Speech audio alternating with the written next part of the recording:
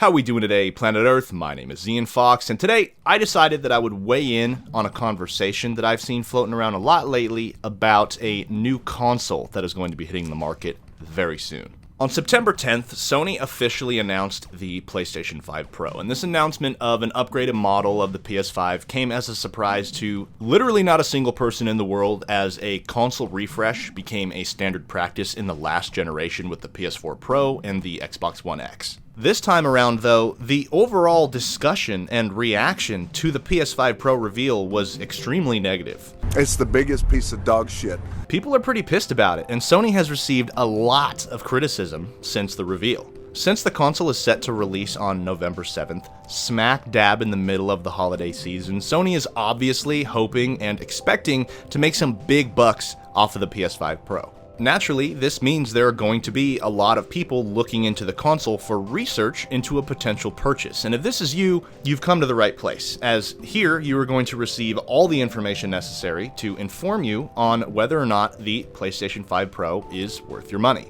Hell, I wouldn't be surprised if I found people in my comment section that already own a PS5 and are still looking into buying the PS5 Pro. And I have to say, I think that it would be a colossal waste of money for any potential player. You're a problem. You're a real problem. I say this for many reasons, some of which have to do with the system directly. Its biggest flaw is its price tag, which has been advertised at $699 plus tax. But what makes this an absolutely absurd asking price is that the console offers nothing that the standard model at $450 or the slim model at $399 does not, aside from being more powerful. As a matter of fact, it actually comes with less features because it comes as a digital-only system. If you own a lot of physical games and care about your physical games like I do, this is a massive no-go. A lot like the Slim model though, you do get the option of purchasing an attachment that can be placed on the PS5 Pro to make it compatible with physical games, but that is sold separately for an additional $80. When the original PS5 as well as its slimmer sibling were released, they came included with a stand, so the player could choose how and where they wanted to store the system to their liking. But unfortunately, the Pro does not include this attachment. If you want a stand attachment for your PS5 Pro, you're gonna have to fork up an additional $30. So keep in mind, for a feature-complete system, you're looking at a total of $809 before tax, compared to the $450 standard or $399 slim versions before tax. After the reveal, Sony did a big technical presentation where they talked about a lot of dumbed down computer mumbo jumbo that basically amounted to it's more powerful and can run games at a higher frame rate with a lot of times slightly noticeable graphical upgrades. For me personally, simply looking at what the Pro package offers alone is enough for me to know it's a total ripoff, but I want to compound this and further prove why the PS5 Pro is not worth your money, and unfortunately this largely has to do with the entire console generation as a whole. Over the last year or so, I've heard a lot of people talking about the current state of the 9th generation, and I wouldn't be surprised if a lot of you out there watching this video have seen videos pop up in their recommended, like a generation of nothing, what happened to the 9th generation, the worst console generation, why your next gen console sucks, and other things along those lines. Many of these videos have a substantial amount of views, and the reason this topic is so widespread is because compared to previous console generations, the current one is severely lacking in the games department for both Xbox and PlayStation. I grew up being a big fan of PlayStation, and one of the most important aspects of the brand is that they've always been known for having really long lists of amazing exclusive games that can't be played anywhere else. Each PlayStation throughout the years had exclusive games with iconic characters that gave an identity to each system, and now in 2024, we are at the halfway point for the PS5's life cycle, and it doesn't really have many exclusives going for it. There are a lot of games that have been in development for a very long time, but even this far,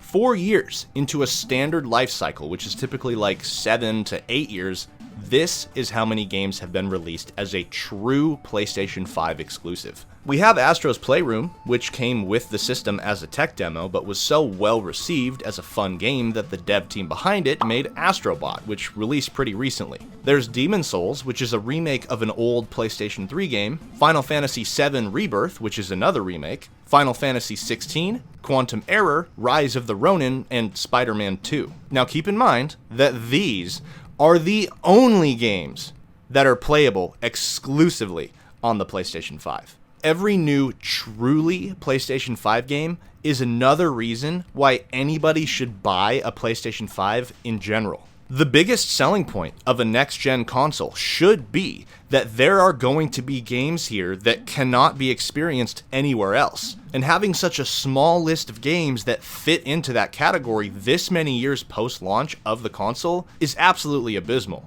Now compare that measly number of games to really any PlayStation generation before this one. The PS3 launched in late 2006, and by the time it was 4 years old in 2011, it had 3 Uncharted games, 2 Little Big Planet games, 3 Resistance games, 3 Ratchet & Clank games, 2 Infamous games, God of War 3, Heavy Rain, MAG, Mod Nation Racers, and the list is much, much bigger. The system was new, and it felt like games were coming out on a near constant basis. I'm not saying this is all Sony has released since the PS5 came out, because they have released a few more since the console's launch, like Ratchet & Clank A Rift Apart, Stellar Blade, The Last of Us Part 1, Sackboy Big Adventure, Returnal, Helldivers 2, and God of War Ragnarok. All of these are great games, but they are not true exclusives to the PlayStation 5. These titles are PlayStation games, but are available on PC as well, which if you ask me isn't too big of a deal. I'm not about to gatekeep games and demand that nothing goes over to Steam and then get all booty tickled about it when it happens. If it happens, it happens. The thing that bothers me the most isn't that Sony ports most of their games to PC nowadays. The big issue here is that a lot of games that are supposed to be meant for next-gen consoles are still being developed for the previous generation.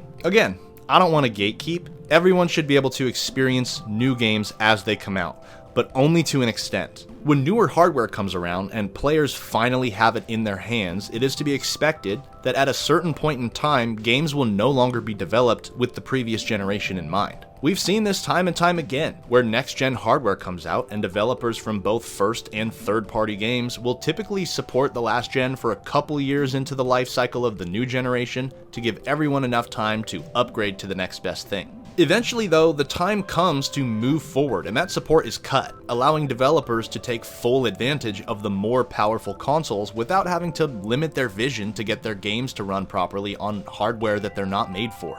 Typically, Sony and Xbox set the precedent here, as when they announce a shift in full focus towards the future, other companies will follow suit in time. As of right now, 4 years later into the current cycle, and Sony is still supporting the PS4 with the majority of games they make, aside from a small few, while Xbox cut that support quite a while ago, and there isn't any sign of them stopping anytime soon. Since Sony is still supporting the previous gen hardware, most third-party AAA developers are as well. This means that any game that releases on the PS4 as well as the PS5 was not made to take advantage of the much more powerful hardware the 5 has over the 4. One of the best features of the 5 overall is its massive support for backwards compatibility, which is amazing, and I hope Sony continues this support into the PS6 era. In a way, the lack of truly next-gen experiences from PlayStation, as well as the tiny number of real exclusives, leaves the system feeling lackluster. Now that I think about it, when you put all these points together, it almost kind of makes the PS5 not really worth it. It makes even the base PS5 sound like a glorified PS4 Pro.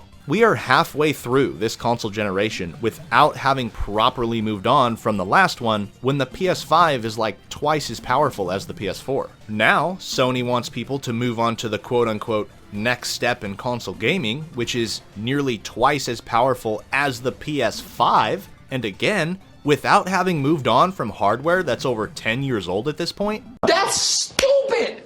Use your common sense! As someone who had to wait nearly 2 years to get my own PS5 because the world ended in 2020 and caused major supply shortages, I was really excited for the future of this generation in total. I even made a video about how much I was loving my new console, but looking back at it, all of that excitement kinda amounted to nothing. There are still great games coming out when they actually come out, most of the time by third-party studios, but they're spread out a lot more now, and I expected so much more from PlayStation as a brand, with all of the great studios they have under their umbrella. As for the PS5 Pro itself, I can't think of any good reason why anybody would buy this console other than maybe they're collecting or they hit their head really hard and have an untreated cranial injury. At the end of the day, the PlayStation 5 Pro is a terrible deal for everyone and for every possible reason that I can think of. I also think it's really disappointing to see Sony trying to screw over their customers with such a terrible deal, and this is coming from somebody that still loves playing on my PS5. As one final note to make though, the 30th anniversary edition that is made to resemble a PS1 looks really sexy. I still wouldn't buy it, but at least it looks nice. I sure hope that you all enjoyed watching this video and can walk away from it feeling informed